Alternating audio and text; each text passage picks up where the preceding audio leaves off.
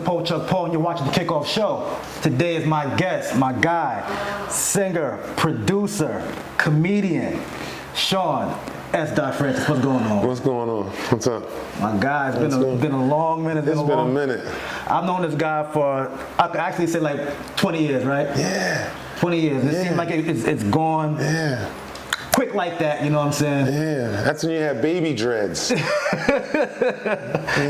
I had them down in here. Yeah, I cut them. Jeez. I got bored, grew them back. This guy, elevating. Oh man, but yo, So what's going on? I'm just happy to be here to restart, pretty much revamp this whole Kickoff Show movement where I interview my friends who are doing things in the industry, whether it be in music, fashion, all types of forms of media, of art. And this thing right here will probably and hopefully motivate others who are younger in the game trying to navigate through this shit. Because it's ups, downs, this, that, and the fourth, ways to get it. But people don't understand it's hard work. Definitely. It doesn't happen overnight. So first off, foremost, I want to ask you, what made you get into music? What made me get into music? Music got into me. You know what I'm saying? Pause. But it happened musically with my family. I come from an interesting musical background. My brothers used to play like all the Parliament Funkadelics, and my dad, he would play music, and my mother would play music on their, on the record player. With emotion. It was always some type of an emotion when they played. So I would always feel like when my dad was happy, or if my dad was sad, or if they were in an argument, or if they were making up, and the music like kind of vibed with that. So I grew up in like an interesting musical setting, and I got cousins that did some things musically, but it got serious in school. I was in detention. And for one of my punishments, the detention teacher said that I had to sing "Go Tell It on the Mountain." And he didn't think that I was going to sing it that good. So I sang it, and one of my friends was like, "Yo, man, you can really sing." And I just started, just playing around with it. And then actually a friend of mine, he's older than me, his name's Sean Bryant, he actually fine-tuned me and tuned me into the singer that I am. So I just started taking it serious from then on, like just singing all my life, entertaining and stuff like that. See, that's the thing. See, I know you from producing, so finding out now that you started off singing first is kind of different. Singing is my secret weapon. Oh, okay. Actually, entertaining is my secret weapon. People don't know that I have been blessed to be fearless when it comes to giving people what they want entertainment-wise, because I've appreciated entertainment all my life. I was a kid that never played basketball, I never played sports. I was always in the house, and I watched the most interesting things on television, and I imitated those things. So I was always like artsy, or could sing the commercial from front to back, or could do any jingle, or could do Roots from front to back, act the whole scene out. And I just took, theater seriously at one point, and it just stuck to me. I mean, All right, so cool. So you got into music through singing. So who are your musical influences? Oh man, it's so broad. My musical influences are so broad. They span from Phil Collins to Jimi Hendrix, to the Isley Brothers, to the Temptations, to Barbra Streisand, to the Bee Gees, to Megadeth, to Metallica, to Louis Capaldi, to Ancora Key, to Sonata, to Beethoven, to Chopin, to Renee and Angela, to Stephanie Mills, to Stevie Wonder. It's so diverse. I have everything in me when it comes to music, and I love it. All kinds, different ethnicities too. That's important. I like different rhythms, different designs of music.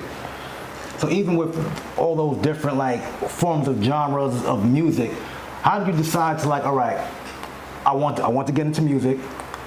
How did you go about getting into it? And was there a specific genre? All right, cool, I want to try to do R&B music, or I'm going to try to do hip hop music? Interesting question. When music is instilled in you, and when you love music, when music is your love, you tap into everything. you tap into all things, because then it just becomes tempos and listening to the rhythms and what comes out of them. You could be African from a village. I will find the pattern in that, the tempo in that, so that the universe can hear it. You understand what I'm saying? Even if it goes, I could take that and do, it's different. When music is instilled in you, there's no limit to what you can do musically, if that makes any sense. Yeah. Being that music has instilled you all these different genres and whatnot, so how do you get into the music business? Well, I got into the music business, and this is what happens. Everybody that gets into the music business does not make it.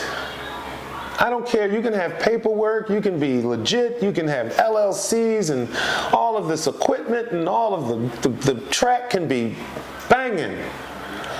But this business is about the spirit of timing.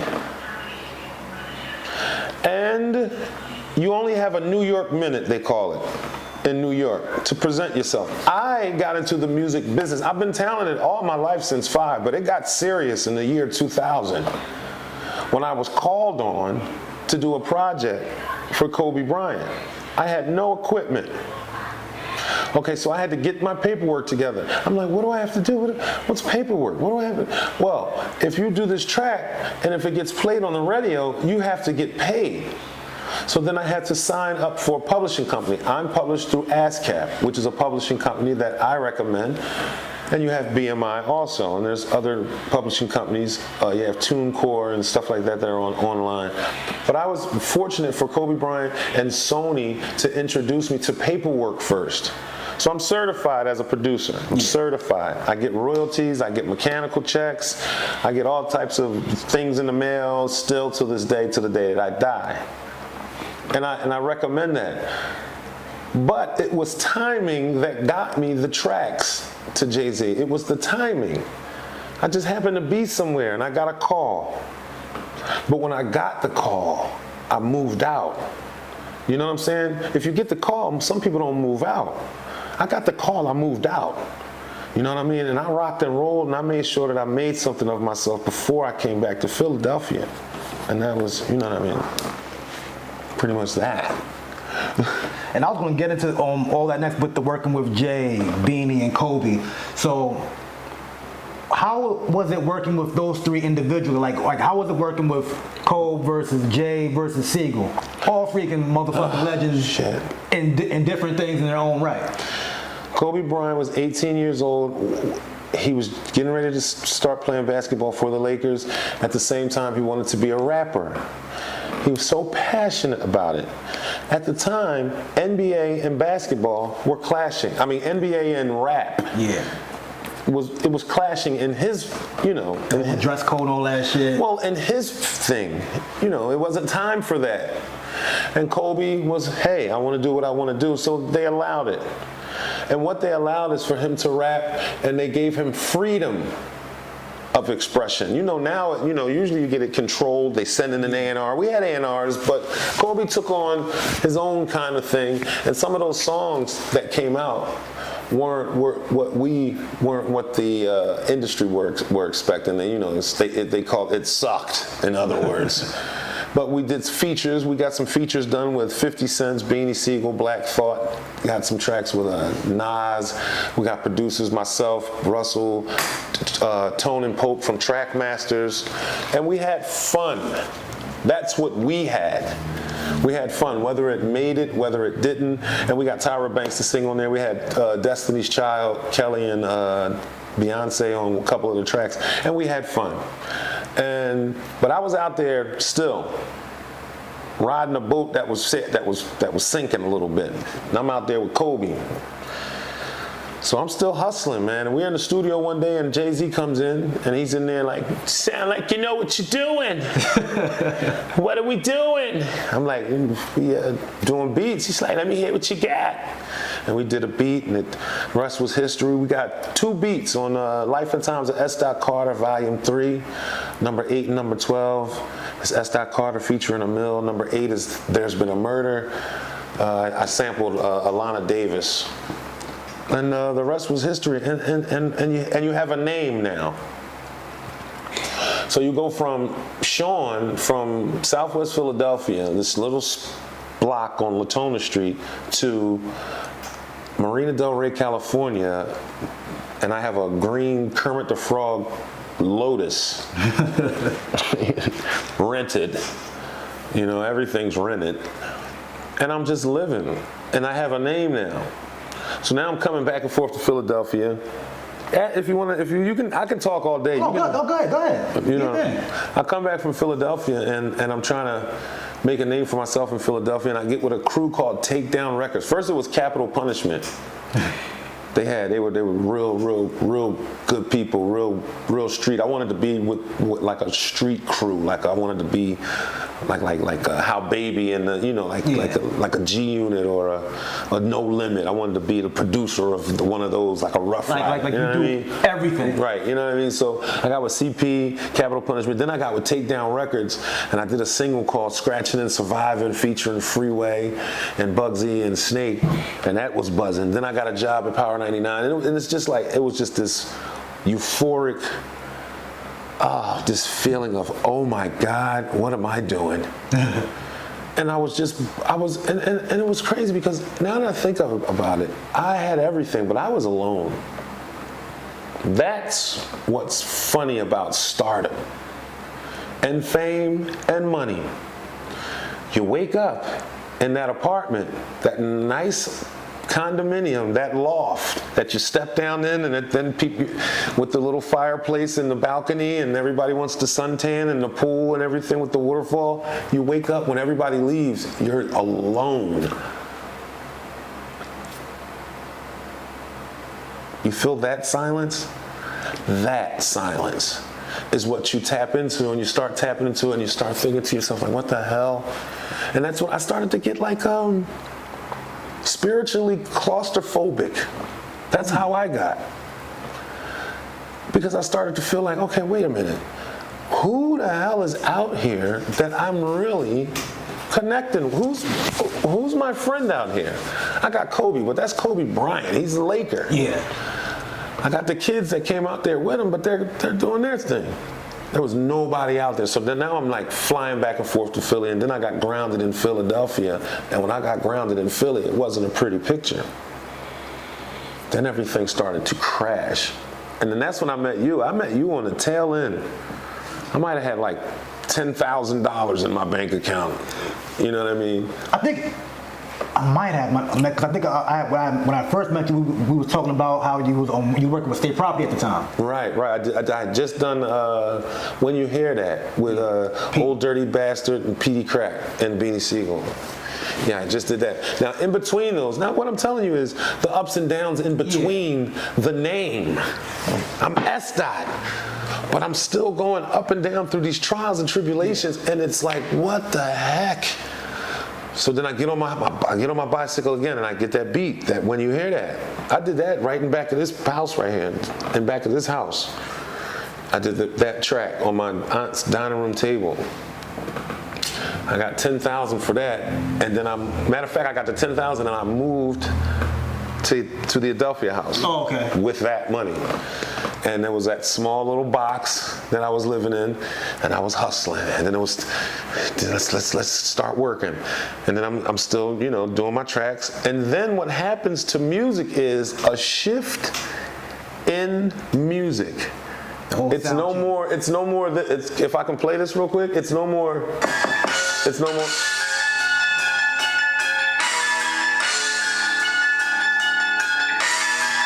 It went from that to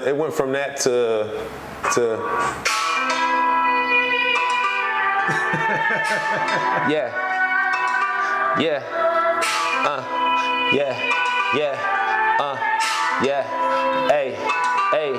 hey, I was a plan, it was a plan, and so. Yeah, that shit is pretty jumping right about now. So that's what's popping.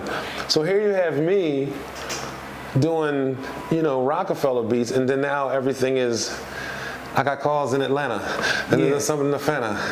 So I'm stuck in an era. So I'm like, what the fuck? Oh my God. Is this what happened to the Cold Crush? Is this what happened to the old school hip-hop? So I said, you know what? I'm going to keep myself relevant by staying youthful without being the in the way old head. A lot of dudes haven't figured that out yet. So what you see now is, you do not see me saying, no, that's not how you do that. See, when we was the man, look, I don't do that. I am a full evolution of music, and I will continue to evolve with music. I love everything that's going on right now because I was different. When I was 13 and I came into my house, when I was 14 and I came into my dad's house and my hair was this high and I had the blonde dye in there, my dad said, well, what the fuck is wrong with you? I said, Dad, this is what they're doing. He said, this is not what they're doing in my house. He said, you got to get that shit out, and it better come out by the time we finish eating. I tried to wash the shit. It never happened. I got whipped like Kuta Kinte. But we were different. I had the cuts in my eyebrows, trying to wild out. I had Lee jeans that were two-tone. We wore hats to the side. We drew on our clothes. Are you serious? Why would I hate on a kid who puts a diamond on the middle of his head? Come on. We were different. If you can, go ahead, but I don't know how you're gonna get it out. Listen, we were different. He's an artist. Yeah. He's expressing. Travel, go to other countries. It's a tradition. Some of those mutilations that you see that you go, oh my God, these piercings are delicacies to the eye in some places. East Africa, the you understand? So you got to travel. You have to open your mind. I am the old head that is not the 750. I'm not the 750. I'm the old head that you can still approach. You see what I got on? Everything I got in my closet you probably want. I got nephews that keep me youthful. And there's a goal. The goal is to teach. Leave a piece of yourself and always try to be remembered for your good deeds. That's what I stand by. Just try to be good and remembered for your good deeds. Karma could always come back to you. Yes, definitely. I've felt karma. Karma's that girl, I swear to God, she has a fire stick in her. No. Also, I want to ask you, who was one of your favorite artists to work with? Whether it's someone independent, major, wherever, it doesn't matter. Beanie Siegel, hands down, my favorite artist that I've ever worked with in my life. The things that he has done in studios that I've seen when we're in the studio together is just amazing. It's amazing. There's nothing like it. Can you give a Siegel story? It's like in studio that's... Can I give you a Beanie Siegel story? A studio in this... Oh my God. Which one? Okay, there's a song called Nothing Like It. All right. It goes, nothing like it, I wanna take you there. So we're in Baseline Studios. It's me, him, Freeway, Guru, I think somebody else, and it's like late. It's about 2 a.m. So Beans is like, yo, just let the track play. So it's a little couch. So Beans, he's like knocked out on the couch. And we're literally just like listening to this loop. Doom, doom, doom, doom, doom, doom, doom, doom, boom, boom, boom. I'm talking for 2 hours, 3 hours, just listening to it, smoking, doing the studio thing or whatever. So Guru said, there's no way he's listening to this. I'm about to cut it off. And Guru cuts off the beat, and Beans wakes up out of a deep sleep and says, yo, don't turn that off. I'm writing to that in my sleep. So we like, yeah, so we thought nothing of it. Turned the song back on. It's like 4:35 in the morning. So at this point, I play games, I'm silly, so I make this noise while he's asleep, like, bah, rap like yo, or something like that. And I'd close the door real quick. And he's getting up. The beat's playing. And he's getting up and he's stretching. And he goes in the booth while the thing's playing. He puts on the earphones, and I swear to God, he goes from top to bottom and raps the whole song with no pen and no paper. One take? One take. One take single. One take. And that was crazy. And if you hear in the song, he says, God damn, I'm 10 steps ahead of niggas. That's when he was stretching. He said, God damn, I'm 10 steps ahead of niggas. It's like I'm feeling myself. I don't want to paraphrase, but he's, you know. Siegel is one of the best, man. Mm-hmm. I remember they were talking about verses. Nori said he wanted them in the verses. Yeah, they're getting ready to do a verses together. Good luck, Nori. It's gonna be a good one. It's gonna be a good one. What? They both have their lanes, and what I say is this: it doesn't really matter how many hits you have. It's how you counter. If you could dictate the verses. Yeah, I went through I did it. Because here's my not thing. saying it because he's my friend, but Beans is gonna do very, very good on this. Oh, I'm just saying at all. I mean, I love Nori. I love Nori. Give it up for Nori for Drink Champs. First of all, give it up for Nori for Drink Champs. No, because people fail to realize also, Beans could dip in his Jay-Z feature bag, his Chris and Nee feature bag. He could dip into his State Property feature bag. He could dip into his shit. He could dip into mixtape shit. Well, we can do Public Enemy #1, just that mixtape alone, and then count features alone. We got features alone and mix CDs alone. We have Hot 97 footage that they put on mix. We have radio footage that they put on mix CDs. Like, are you kidding? We have Beans in a car doing his first rap. We have his first rap. Like, come on, bro. Come on. So Siegel, hands down, is your favorite artist to work with? Yeah, hands down. That's my favorite artist. Who is someone that you would like to work with now? Pick anybody. Who I would like to work with now? That you haven't worked with. That I haven't worked with? Wow. I would like to work with Drake. I can see that. Me and Drake would turn into The Exorcist. We would resurrect such a something. If me and Drake could do a Thursday to a Tuesday, spooky. What would come out of that? I'm talking like quiet, like.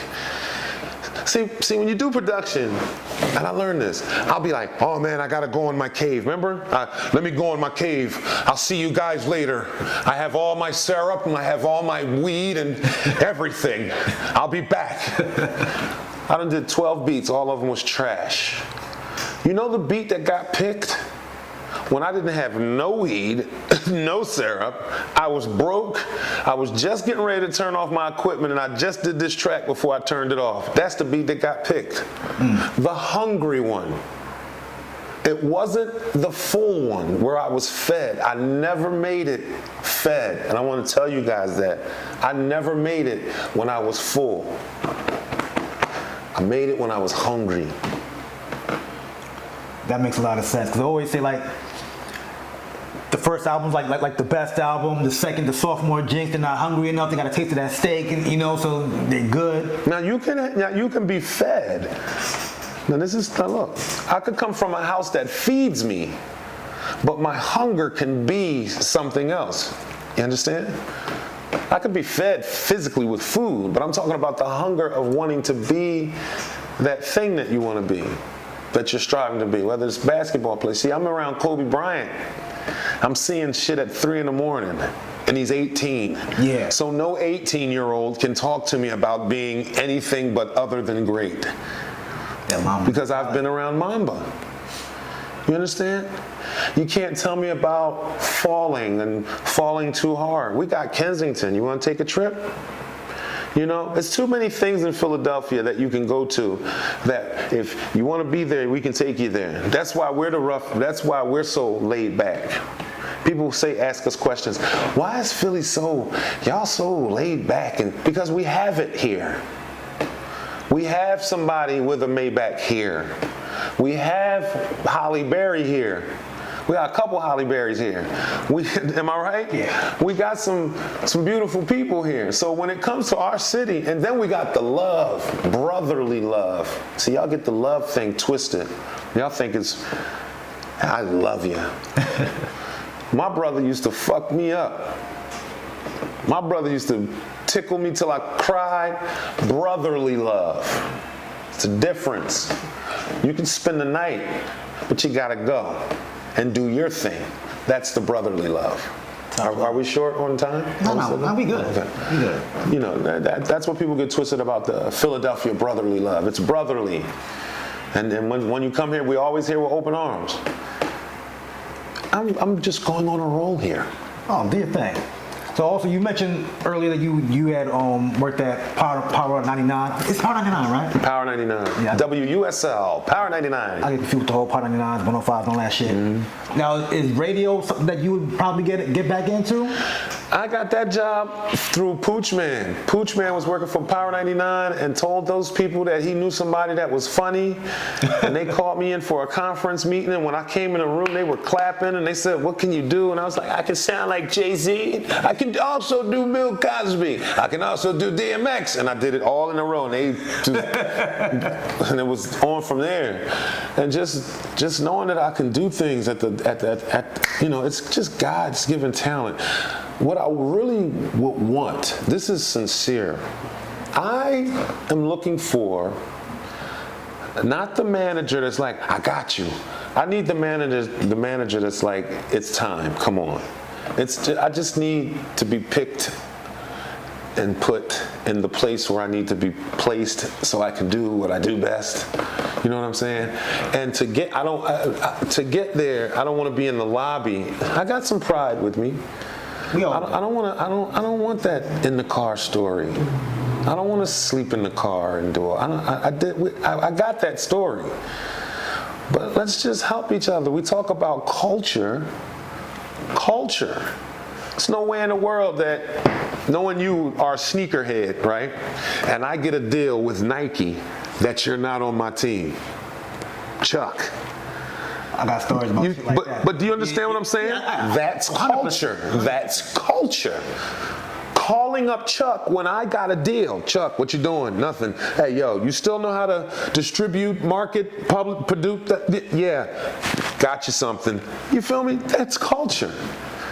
Don't come to me and say, "Yo, you remind me of Jamie Foxx, man. You know who you remind me of? You remind me of Will Smith, man. Yo, you know who you really remind me of?" And you're putting me next to these great people, and then you're leaving and going to California to be with them, and you're not telling them about me.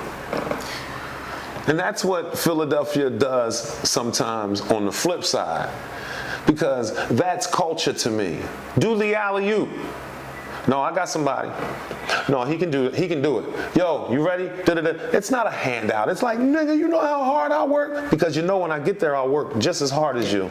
I'll work so hard. I always say, like, friends, right? Even if they're not giving you money, what they can do is put you on to somebody. Introduce you to somebody. Also, we were talking about how you randomly just ended up on the radio because Pooch Man put you on. And you're doing, like, one day I was on Instagram, I just seen like you're doing random comedy skits. I didn't know if it was a skit at first, right, or if it was like an actual story that just happened. So tell us about your hood stories. Oh, my hood stories. One day I woke up and I just started to talk like this. And I decided to get on Instagram and talk about things that happen in the hood. So I start my hood stories off with, "Good morning and welcome to another hood story. I'm your host, Sean Anthony. I'm yelling and I don't know why."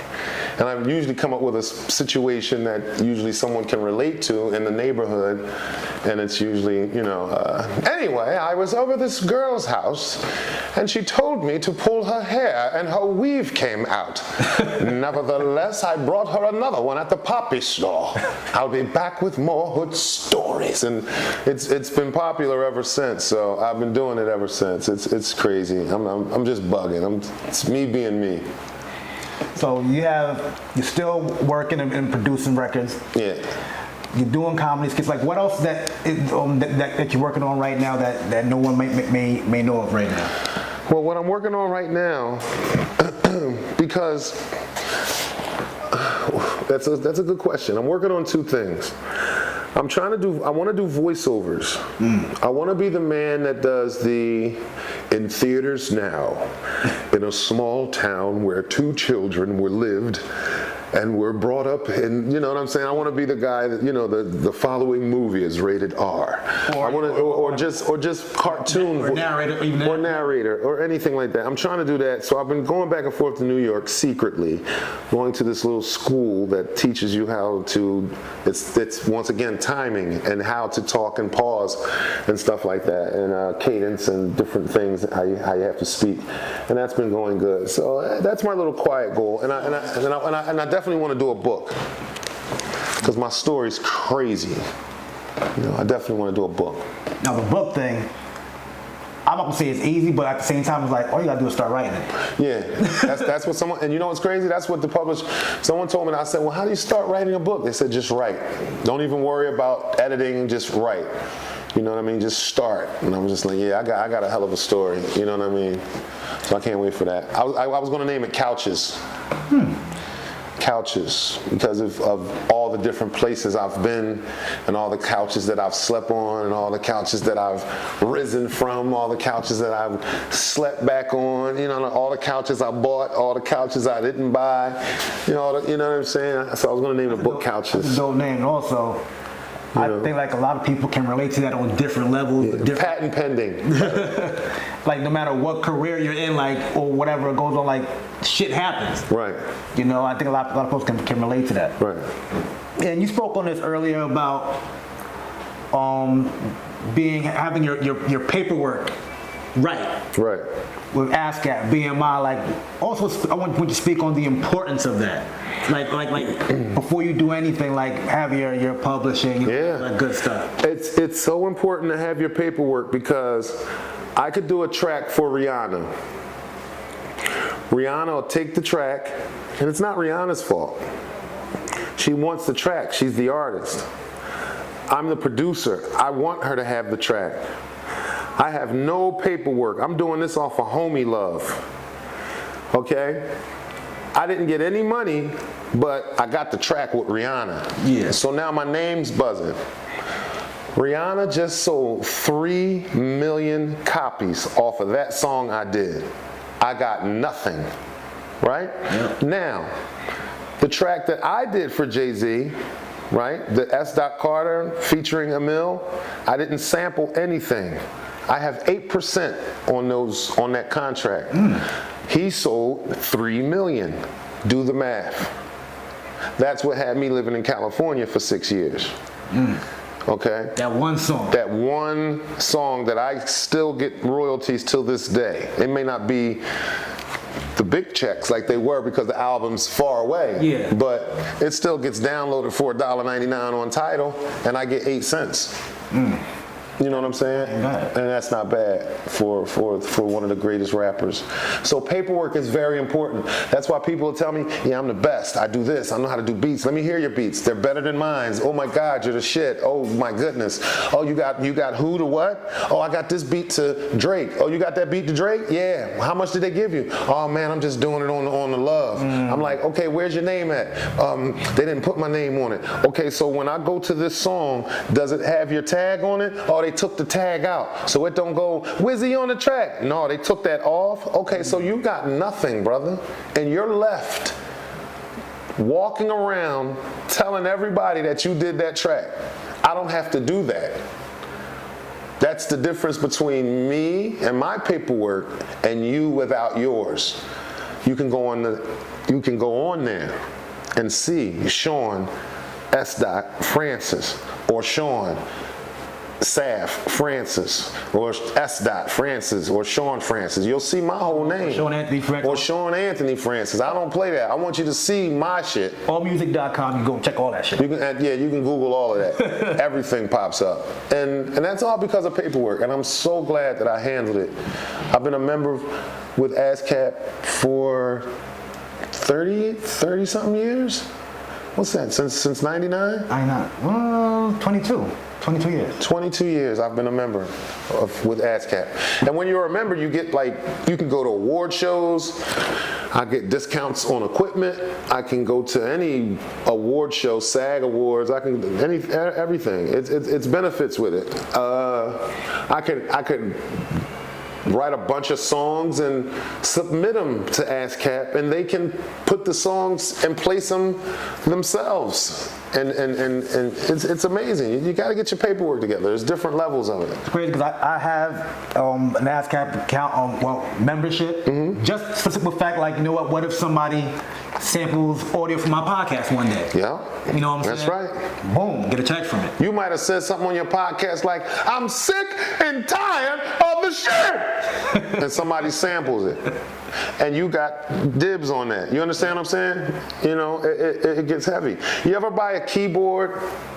You ever buy a keyboard and the keyboard already has like, and hey, and huh, and ow already in it?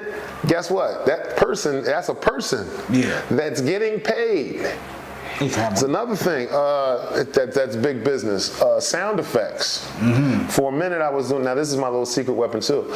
They got these applications where you could go to sleep to rain, or you could go to sleep to the crackling of thunder. Water, and all so that I've shit. been doing that. I've been putting my microphone outside and been letting rain fall and stuff like that. So I've been getting into that. So I'm just trying to outside of the box it. Yeah. I'm still musically inclined, but I'm a wizard of sound, you know, and wherever I could get it, I try to thrive off of it. You know what I'm saying? And be the best that I can be at it. And before we wrap, what advice would you give artists who are trying to get in the music industry, and advice you will give current artists in the music industry right now? Okay, my advice for the artist that's trying to get into the industry, you need content, and we need to see how you're doing on these websites, on these Instagrams. What are we calling them? The algorithms? All the algorithms. We need to see you. We no longer have the riding 50 deep in the car going to New York, letting your boy rap in the lobby. That's out. No demo tapes. No demo tapes. Don't sit outside of Def Jam and rap. And don't do that. Not anymore. Maybe. Might. But no. You set up your Instagrams, your Facebooks, your Spotifys, your whatevers, your TikTokies, your whatever, your Tweety Twatties and whatever, and you put yourself on those algorithms and you let us see how well you're doing.